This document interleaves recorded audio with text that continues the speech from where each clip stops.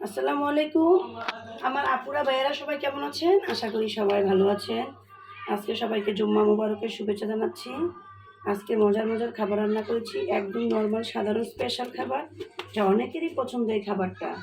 এখানে আজকে করব, এখানে আমি ডিম এবং আলু দিয়ে একটা মজার ভর্তা তৈরি করে নেব। দেখুন, ডিম সিদ্ধ করে নিয়েছি, আলু সিদ্ধ করে নিয়েছি, সেজন্য ভর্তা তৈরি করবো। এখন এখানে নিয়েছি একটু পেঁয়াজ থেকে হালকা ভেজে নিয়েছি, লবণ নিয়েছি। এখন দিব এখানে চিলি ফ্লেক্স। এই চিলি ফ্লেক্সটা দিলে কিন্তু ভর্তাটা খেতে অসাধারণ মজা হয়। তার সাথে দিয়ে দেবো একটু সরিষার তেল, 2 চামচ পরিমাণ সরষের তেল দিয়ে দেব। সরষের তেল দিয়েই মজার ভর্তাটা রান্না করব।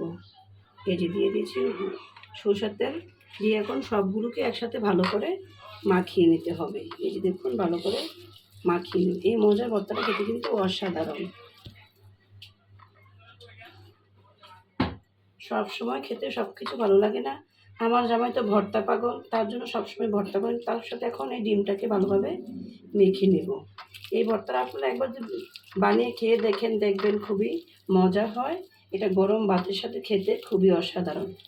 আমার জামাই পাগল ভর্তার জন্য সবসময় একটা না একটা ভর্তা আমি তৈরি করে রাখি। এগুলো মাখানো হয়ে গেছে। এখন এই আলুগুলোকে এর সাথে দিয়ে দেবো, একটু হালকা করে আধা ভাঙা করে করে দিয়ে দিব ভর্তাটাকে। তার সাথে আজকে তৈরি করে নিয়েছি অনেক মজার মজার খাবার। এখানে দেখুন কত সুন্দর করে ডালটা করে নিয়েছি, অসাধারণ ডিম দিয়ে মাসকলাই ডাল রান্না করে নিয়েছি। দেখুন কালারটা দেখতে কত সুন্দর হয়েছে। তার সাথে এখানে করে নিয়েছি দেখুন কচুরমুখী দিয়ে রুই মাছ দিয়ে রান্না করেছি। দেখুন কালারটা দেখতে কত সুন্দর হয়েছে, অসাধারণ হয়েছে, খেতে খুবই মজাদার এই খাবারটা কিন্তু আসলে। দেখুন এর কালারটা কত সুন্দর হয়েছে দেখতে। মাছগুলো দিয়েছি, এই যে লেজ, মাছের লেজ দিয়েছি। লেজটা কিন্তু আমার ছেলের শাকিনের খুবই পছন্দ, সে লেজ খেতে খুবই ভালোবাসে। এবং বড় বড় মাছের পিস দিয়েছি।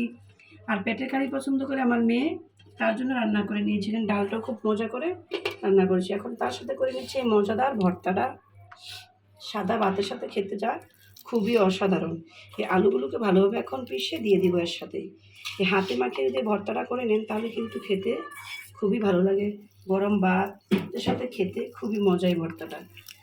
দুপুরবেলা যদি এরকম একটা ভর্তা হয় গরম ভাতের সাথে, আসলে আর মাছ মাংসের প্রয়োজন হয় না। এই একটা ভর্তা দিয়ে মজা করে এক প্লেট ভাত খাওয়া যাবে। আপনারা কিন্তু অবশ্যই এই ভাতটাকে এর সাথে এই মজার ভর্তাটা একবার তৈরি করে নিতে পারেন। একদম সহজ উপায়ে ভর্তাটা বানিয়ে নিলে খেতে অসাধারণ লাগে। দুপুরবেলায় কিন্তু সবসময় ভর্তা ভাজিটাই ভালো লাগে খেতে কিন্তু।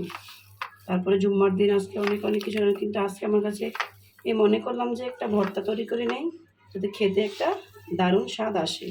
সেজন্য আমি আজকে মজা করে এই ডিম আলু ও চিলি ফ্লেক্স দিয়ে এই মজাদার ভর্তাটা তৈরি করে নিয়েছি সরিষার তেলের সাথে দিয়ে। দেখুন কত সুন্দর হয়েছে ভর্তাটা, দেখতে কিন্তু অসাধারণ, খেতে কিন্তু খুবই মজাদার হয়ে থাকে ভর্তাটা।